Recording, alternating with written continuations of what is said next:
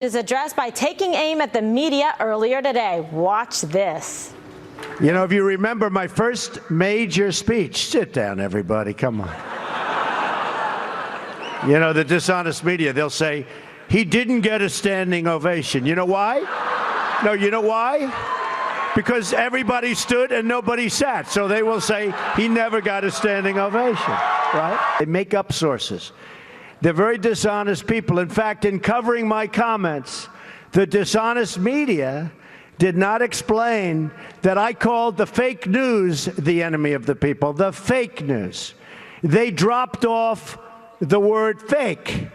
And all of a sudden, the story became the media is the enemy. They take the word fake out. I'm against the people that make up stories and make up sources.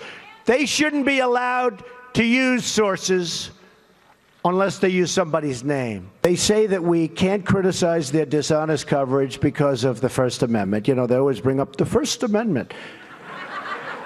And I love the First Amendment. Nobody loves it better than me.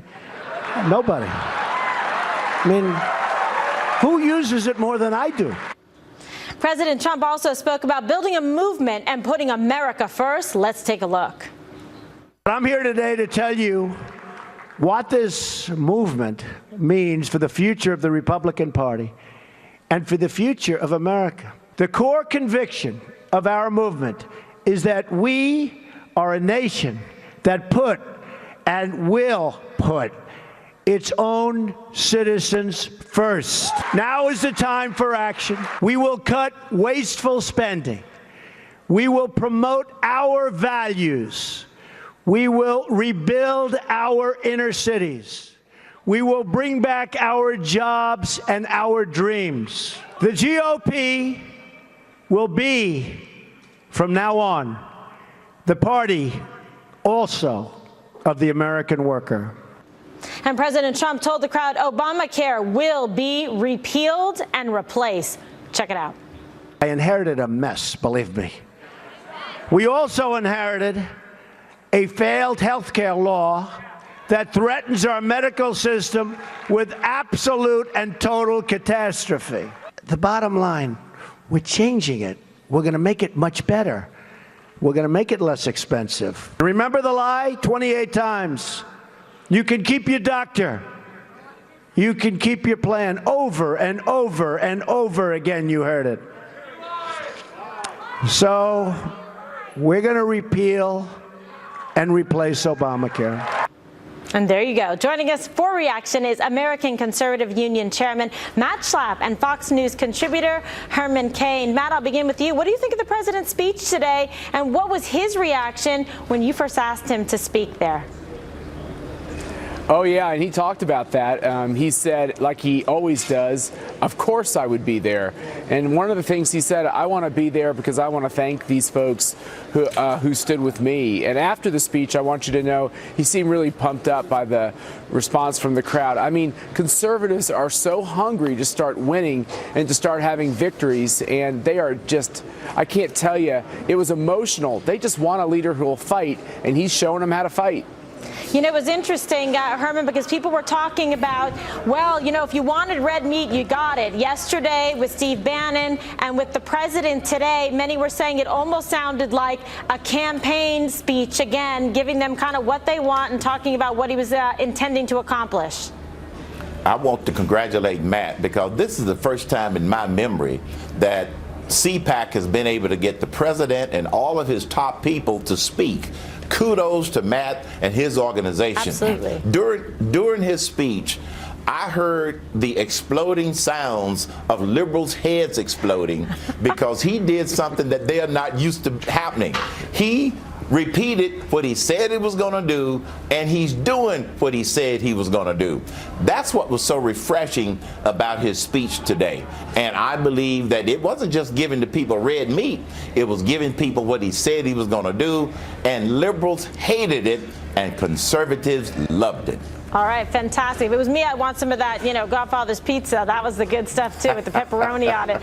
So, Matt, you're getting a lot of praise. Look, from my friend Herman Cain, people really felt that this has gone incredibly well. But what do you say to some of the naysayers that said, well, we would have liked to see, like earlier on our show on the 5-1, William said something that sounded more presidential. This sounded like it was just like the euphoria of a campaign. Yeah, no, I just don't know how it could go any better. I'm actually thinking of resigning, Kimberly, because I don't think I can do any better than this. Yes, so, retire. Thank you, retire. Herman, for your kind, for your kind comments. Look, I think that's wrong. I actually sat there and really watched and listened to the speech, and it was a detailed explanation of what conservatives want to see happen from the federal government now. And I thought it was actually very specific, and it hit really all the major points. Okay, and yesterday, just give me a little bit about the kind of back and forth. People were really curious to watch how it went down between Steve Bannon and Reince Priebus. Right. I'm sure you spoke to them beforehand and after they were on stage together. How did it feel to you, and were you worried at all about how it was going to come off? Yeah, I was a little bit worried. Clearly there's all this talk about how maybe Reince and Steve don't get along, and we all decided the best thing would be to just put it out on stage and have a conversation. And beforehand, they got busy jobs, they got a lot on their mind, but we actually got behind in the schedule and we had time to talk and relax and laugh and talk about funny political moments, and they were really loose by the time they got on stage. And I think people got a very candid assessment of their relationship, which is very constructive. And I think the markets worldwide, and I think the nation had a sigh of relief that these guys are working together and they're ready to get the job done.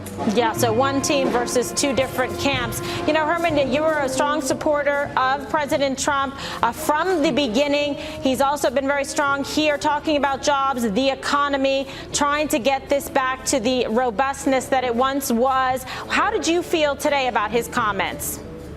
I felt inspired, and so did a lot of my listeners and people that I talked to.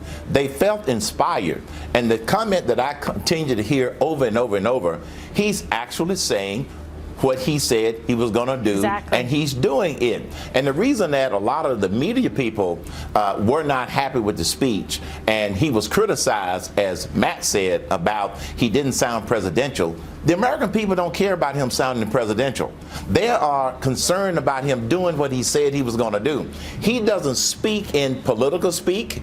He doesn't speak bureaucratic speak. And he certainly doesn't speak media speak.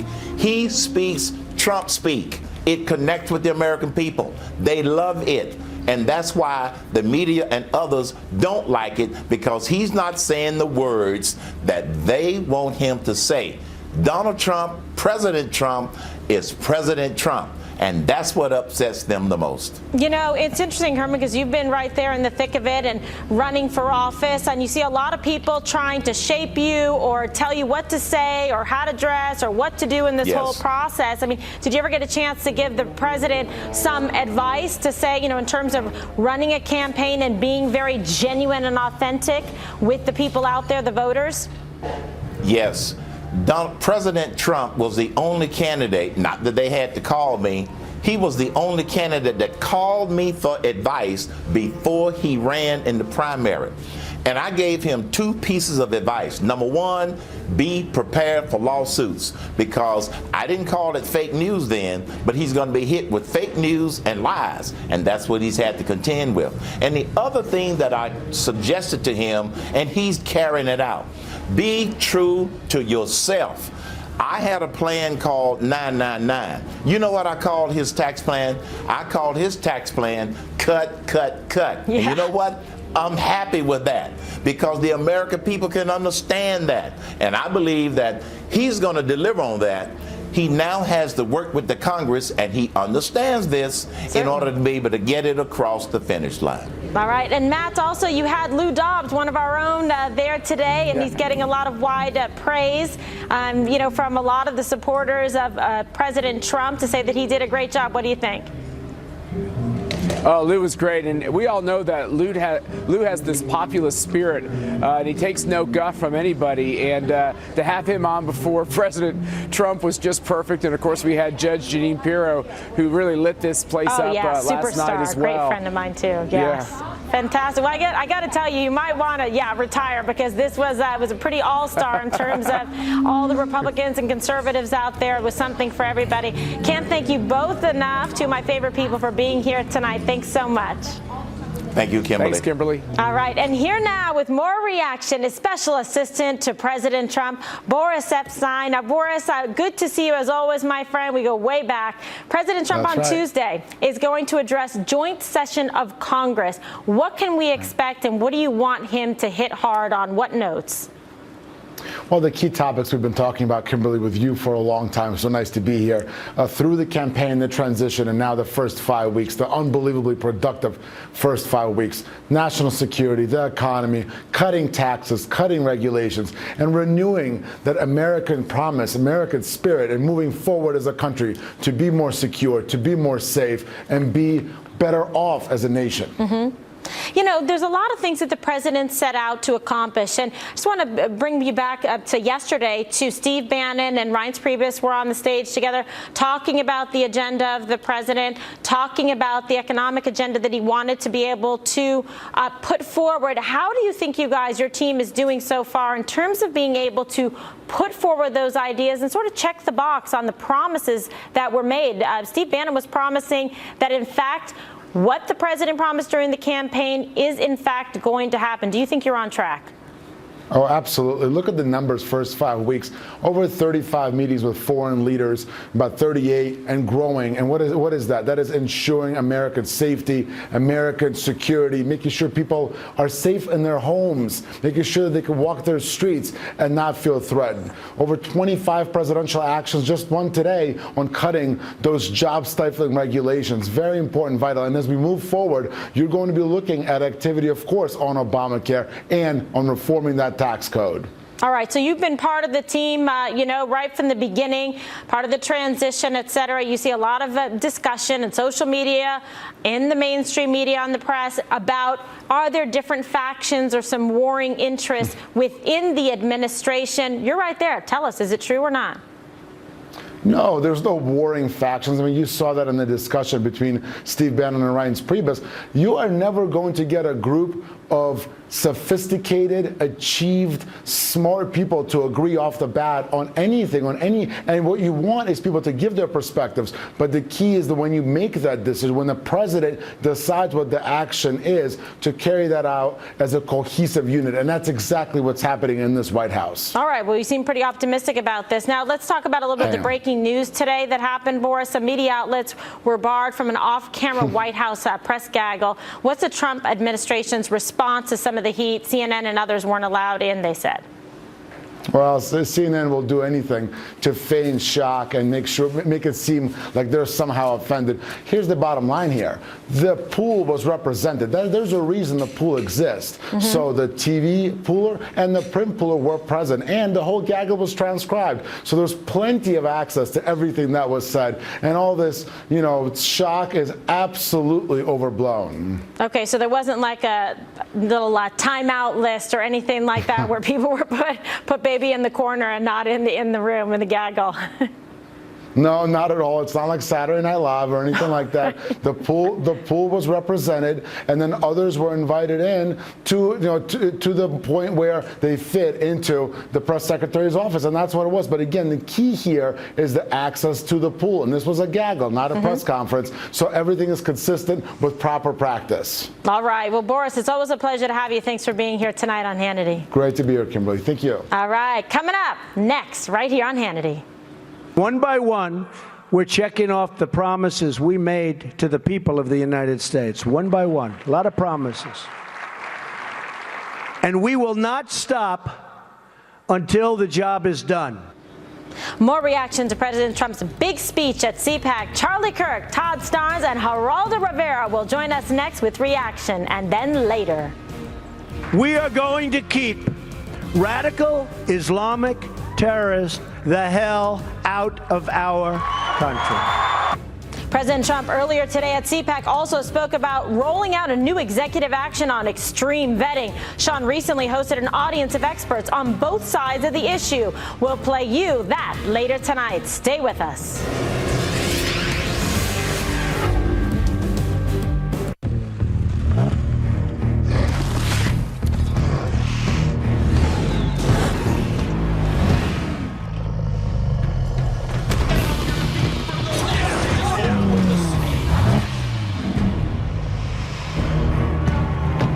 Iraqi ground troops making significant gains against ISIS fighters in Mosul. They're moving into the western suburbs of Iraq's second largest city for the first time since the offensive started 6 days ago.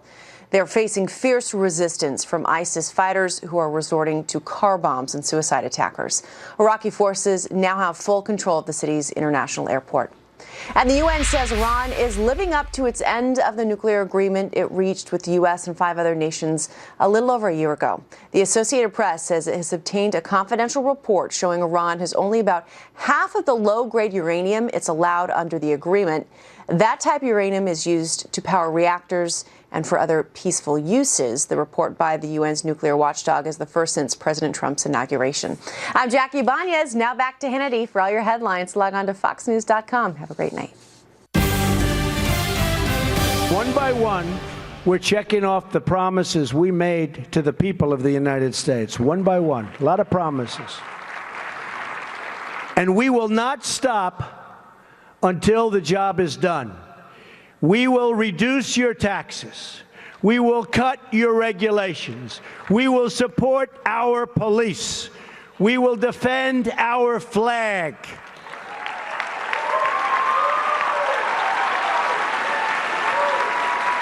We will rebuild our military. We will take care of our great, great veterans. We're taking care of our veterans. Welcome back to Hannity. That was President Donald Trump speaking at CPAC earlier today. And here with reaction are the founder and executive director of Turning Point USA, Charlie Kirk, the author of The Deplorables Guide to Making America Great Again, Todd Starnes, and Fox News senior correspondent, Geraldo Rivera. Gentlemen, thanks for being here tonight. Todd, I'm going to begin with you. What did you think of the president's speech today? I know you've had the opportunity to see him in person a lot before, and then you were able to watch this, but did he hit all the right points? Kimberly, I thought it was the most incredibly deplorable speech in presidential history. I thought it was amazing. And one of the things that I really appreciated, the president picked up on a theme that's in my book, that this really is about the people that Hillary Clinton and the liberals and the mainstream media consider to be deplorable. Those folks who want to secure the border, those folks who believe in traditional values. And it was the word irredeemable that I think really struck a chord with folks, because the Democrats believe that folks who believe like Donald Trump, folks who believe like the average American citizen, that their belief system is beyond redemption. So I say thumbs up for the president. He did a great job, and he had a home run today. All right, Geraldo, how did you see it? Well, I think that Todd mentioned Hillary Clinton. I think Hillary Clinton was almost the shadow presence in that room. Anytime Donald Trump mentioned the fake media, he could have been saying Hillary Clinton. It's like he had the old campaign speeches where Hillary Clinton, even to the point where the audience at CPAC began chanting, "Lock her up," when he never mentioned Hillary Clinton. His speech was so charismatic, so impassioned. It was so pointed, the barbs and so forth. Only he was aiming the insults and the takedowns at the news media instead of Hillary Clinton. But they heard it, the same tempo, really the same melody. So they started shouting, "Lock her up." It was fascinating and entertaining. Okay, Charlie, how did you see it? You know, I boil it down to one word, and that's consistency. You know, Donald Trump's been going here for 6 years now, and every single year he has kept the theme the same. We're going to put America first. We're going to put people back to work. You know what's so incredible is we finally have a president of the United States who now is doing what he said he was going to do, and he's been saying it for a while. You know, for people that aren't familiar with this conference, CPAC's like the Super Bowl of conservative politics. You know, we brought hundreds of young students here, and every single year, year after year, they got to hear Donald Trump talk about putting America first. And today, you it was like a conversation with friends. He was talking amongst people that put him in the office. This is the baseline, the base of the grassroots across the country. I thought it was very, very well received. What's so amazing is he's not saying anything new. He is consistent in his love for America and his message back to the people that helped him get there. All right, and some strong messaging yesterday, Geraldo, as well. You comment on that, but also want you to touch on Steve Bannon, essentially a call to arms, saying if you think that the media is going to give the country back without a fight, you are sadly mistaken. Well, that's terrific, Bannon. But I just wanted to point out to CPAC, lest we rewrite history, Donald Trump came in third in the straw poll at CPAC, losing to Ted Cruz and to Marco Rubio. And as I recall, he postponed last year's speech for fear that it would not be well received during the heat of the campaign. So victory is an amazing tonic. Now he is triumphant. Now he has saved the Republican Party and brought it to unprecedented, extraordinary power. But just a year ago, he was a candidate who would have been an also run in that very tough crowd there in CPAC. In terms of Bannon and Reince Priebus, it was terrific to see Bannon even speaking. I had never seen him speak before. His image of the Grim Reaper from Saturday Night Live is the only image of him I had. It was terrific to see him, terrific to see the political and the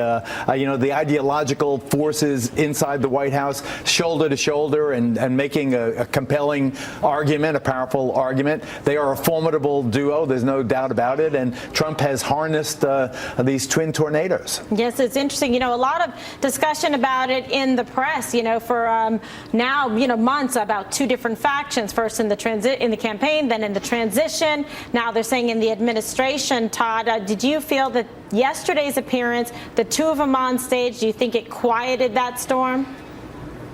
I think it did for just a little while. But again, I think right now conservatives are very happy with the fact that President Trump is delivering on those campaign promises. I do want to take him to task for one thing, calling the mainstream media, parts of the mainstream media, fake news. I think we ought to call them what they are. They're liars who are attempting to take down a duly elected president. We ought to call them out on it, and I'm glad the president is doing that. But they're not fakers. They're lying, and they need to be held accountable. All right, Charlie, quick response. I got about 30 left for you. No, I completely agree. And to the response to Geraldo, look, Donald Trump has been coming year after year after year. And my point is he's won over these conservative activists year after year with a consistent message. I think it really deserves, appreciation that he hasn't just tried to pander to this crowd on a strict, 10-point conservative doctrine. He says, we're going to put America first. We're going to be consistent. So that's what I meant by that. And finally, you got to love the enthusiasm and the energy for a president of the United States. And you can see the conservative activists that were here at CPAC. We've been waiting for this for a long time, and it was truly an amazing moment. All right, sometimes it just feels good. You know what I'm saying? Coming up next, right here on Hannity. We are going to keep radical Islamic terrorists the hell out of our country. Get him out. President Trump, during his speech at CPAC, spoke about rolling out his new executive order on extreme. Let me state this as clearly as I can. We are going to keep radical Islamic terrorists the hell out of our country. We will not be deterred from this course. And in a matter of days, we will be taking brand new action to protect our people and keep America safe. You will see the action.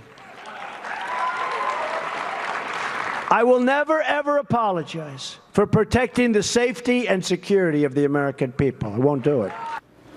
That was President Trump at CPAC earlier today, previewing his plan to issue a new extreme vetting executive order on immigration in the coming days. Last week, Sean Hannity hosted a studio audience on that very subject with experts on both sides of the issue. Here is part one of Hannity's look into extreme vetting, the Islamist threat. Joining us tonight, the founder and president of the Center for Security Policy and Assistant Secretary of Defense under President Reagan, Frank Gaffney, is with us. From the Nullah Islamic Center, Imam Mohammed Sadiq is with us. Former National Deputy National Security Advisor for President Bill Clinton and former UN Ambassador and CEO of the Soderberg Global Solutions. Nancy Soderberg is here. New York City mayoral candidate. Yes, Bo Dietl is in the house. Also, founder and chairman of American Muslims for Trump. Shahid Tahar is with us. National spokesman for the Ahmadiyya Muslim community. Qasim Rashid is with us. Former New York federal prosecutor, former special counsel to the U.S. Senator and House Judiciary Committees. John Flannery's here. Retired Marine Steve Gurn, who just had 50 million hits on social media. Act for American President Brigitte Gabriel. And from the Islamic House of Wisdom, Imam Muhammad Ali Alahi. All right, let me welcome you all to the program. Show of hands. Let's start with that. How many of you think radical Islamists are at war with America? Show of hands. No? No. Why? Because I don't accept the term Islamist. Well, if people indoctrinate and kill in the name of Islam, in other words, if you tell your child that 72 virgins await you in heaven if you go blow up innocent men, women, and children, is that not radical Islamic terror? Is that not taking a religion, perverting it, and turning it into what they call jihad, holy war against infidels? Well, isn't it the fact that we have Christians in America who call themselves dominionists who would take over the government? Is that as big a problem as radical Islamists? Let's I don't know. focused. There are more Christians in America than Muslims. And I think name me the most is. recent attack by one of these individuals. I can't name an attack by any individual from the 7 states that have been Boston, identified. San Bernardino, the Pulse nightclub, Fort Hood. San Bernardino, not one of the 7 states. Correct. Okay, in that case, take Florida. But we have not one of the 7 states. But we have 72 people since 9/11. The judge in Seattle got it wrong. 72 people. Frank Gaffney, I'll throw it to you. That we know are from these 7 countries that, in fact, have been charged with terror-related incidences. We have. It's preposterous to suggest that there isn't some connection between what these people believe, which they call Sharia, and their desire to impose it on the rest of us, which they think is Allah's will. And to This is the believe caliphate. that What you're describing as a caliphate. it is their aspiration. It is their belief that that's God's will to impose Sharia worldwide under a sort of theocratic arrangement, which would enable them to have a caliphate. Is that convert or die? Is that what you say? It applies to people who aren't of the book. You convert or die. And even it by the way, applies to people of the book. You get one other choice, and that is to live enslaved. These are systems that have been established for 1,400 years. They are not American values, and I think the president's absolutely right to say we don't want them here. Hang on 1 second. All right. So who else says that they don't think we're at war with radical Islam? Well, fundamentally, we're not. So one, since the Oklahoma City attack, there have been 40 terrorist attacks by white supremacist terrorists in America as well. So we can get that list. Evil, That's not the evil issue. is evil. It is evil, right? Yeah. I think the issue that we have as Muslims is affiliating these terrorists like ISIS, 97% of whom who their victims are Muslim, with Islam. Nothing in Islam says convert or die. Nothing in Islam says death to the infidel. The word jihad means a struggle against evil. I'll throw this to Brigitte Gabriel, who lived under this in your life. He's describing his view, which I know are sincere. There's no disagreement. But the problem is, if you look at Islamic states, if you look at Saudi Arabia, if you look at Kuwait, if you look at UAE, and how many of those states women can't drive? Women are told how to dress. Gays and lesbians are killed. Sunni, Shia, Iran, Saudi Arabia, they do the same thing. Christians and Jews are persecuted. There are 16 countries talk about a ban that if you have an Israeli passport, you don't get to go in their country. So under Sharia, a Muslim state as practiced by multiple countries, it is as radicalized as it could be. True or false? It is radicalized because they are practicing Sharia law. And Sharia law is no friend of Christians and Jews and anybody who's a non-Muslim. And I understand what Qasim is talking about, the Ahmadiyya movement. That's a new caliphate. They started in the 20th century. That's very different than a caliphate and an Islamic state that have started 1,400 years ago and now continued and now is resurrected in Iraq and Syria. The world is at a crossroad. We are truly facing a clash of civilization between Western civilization and Western values and Islamic civilization and Islamic values Let me pull that back are very for a second. different. How many agree that there's a clash of civilizations? For example, if you come from a country where women can't drive, they're told by men how to dress, marital rape is legal, that gays and lesbians can be killed, that Christians and Jews are persecuted, and then people from those countries that they grew up under want to come to this country. Does everyone agree that's a clash of civilization? Yes or no? Absolutely. Show of hands. How many disagree? It's not a clash. It is not a clash. You agree? Disagree? Sean, Sean, back in the late 70s, hang on. back in the late 70s, early 80s, I did security for the royal family of Saudi Arabia. I made 24 trips over to Riyadh, Jeddah, and I was over there during the I watched it on television, the killing of 100 people for various different crimes. Women were not driving. Women had to veil up and all that. It's a different society. They cannot come, the people cannot come and impose that society in America. The gentleman sitting next to me, he's a reformed type of Muslim. He agrees. But Brigitte pointed out, again, this is 20th century. We're not talking about an advanced... But truly, a woman, gay, or anything like that, you go to Saudi Arabia, it ain't going to happen. Let me go to Imam. How are you, Imam? Oh, I'm fine, Sean. Well, first of all, the moment you put the name Islam in front of it, you have negated any negativity that can follow it. That's all we're trying to say. But you didn't answer my question. Are countries that are majority Muslim, run under Sharia law, many of whom, wouldn't accept somebody with a Jewish passport, many that tell these women how to dress, many that don't punish marital rape, many that kill gays and lesbians. I'm asking you, that's all done in the name of Islam, sir. Well, if they do it in the name of Islam, they're wrong. All we're trying to tell you is Islam is a universal concept. We can't take But a it's little happening. narrow. But here's my question. It's happening in so many countries. Wait a minute. And here's the thing.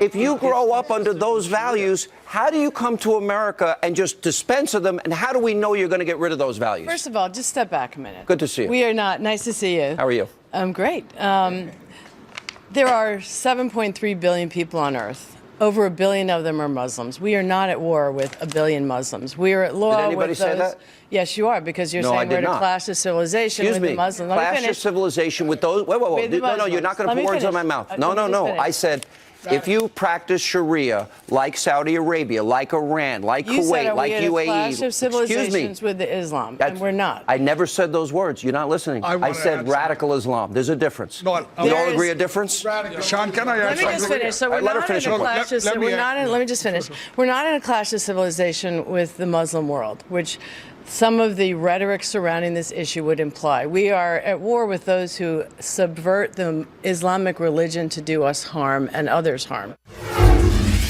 Coming up, more of Sean's audience show, Extreme Vetting.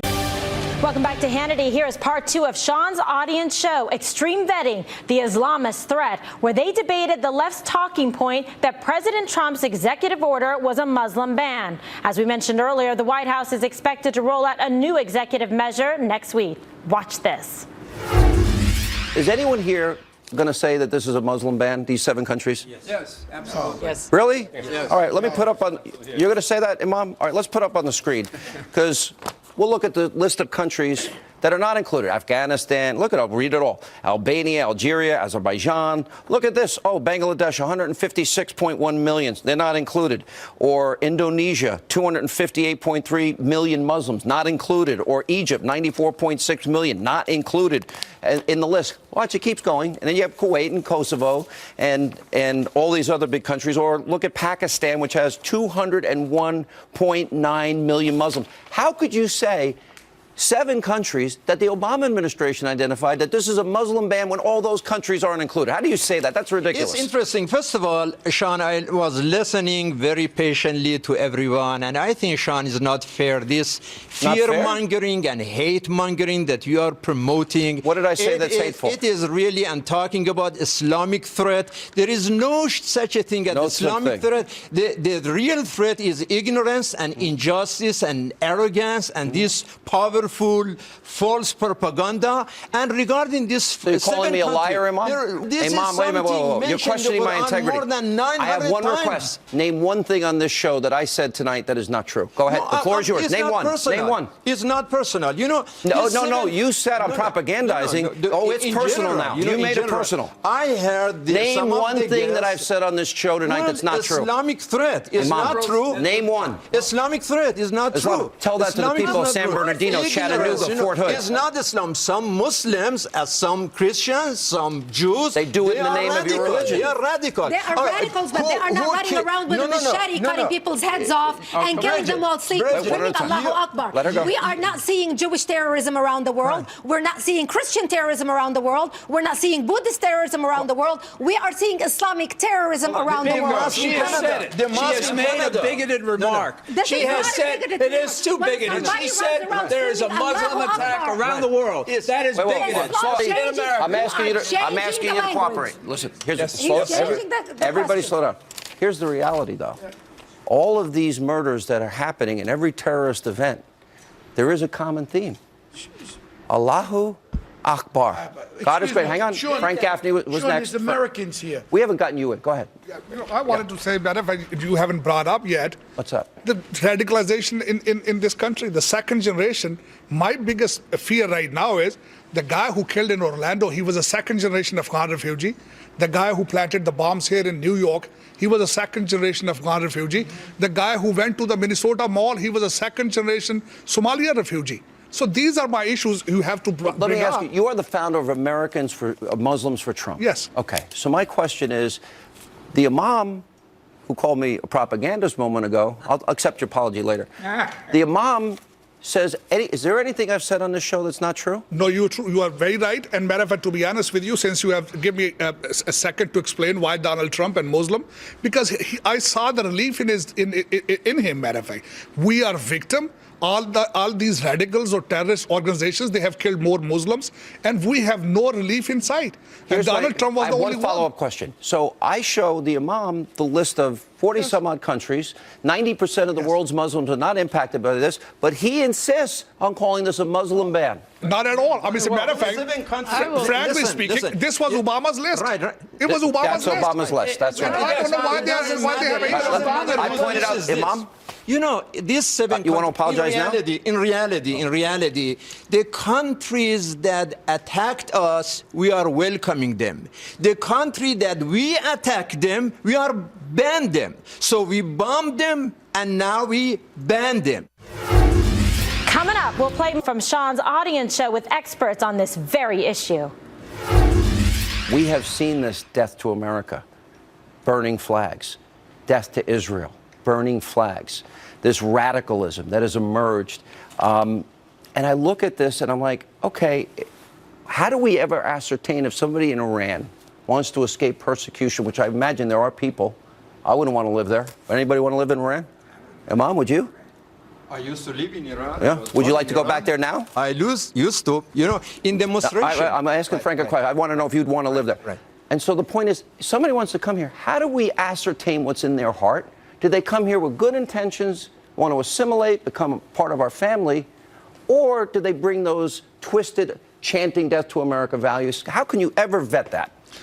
I would offer a suggestion. It's not a panacea, but it's a way ahead. And there'll be a disagreement about it, but I think it comes down to, do they embrace and seek to impose And Sharia? how do we determine that? Sharia.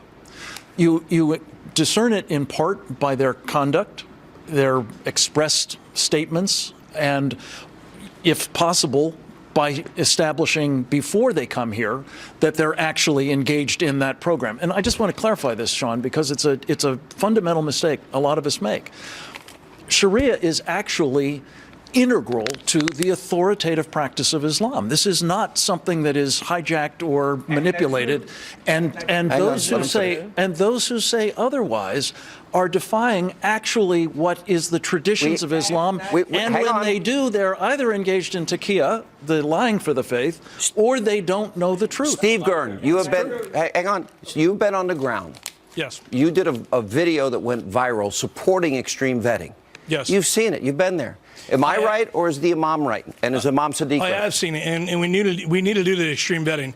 Let me just tell you one thing real quick is, you know, all the terrorist attacks that we had in the United States, some of those attacks obviously were on the TVs in the location I was at. And I can assure you right now that the individuals there were pleased to see the attacks against Americans. They were pleased. So how exactly can you say, okay, I can allow you to come into your country, into our country, if you are happy to see Americans being killed. But that's Imam, go ahead. Imam. I don't see Okay, how first that of is all, not how it first of works all, in the what extreme Mr. vetting. Gaffney is saying, nothing guides. That is not. Okay, Hang on. Let the Imam speak now.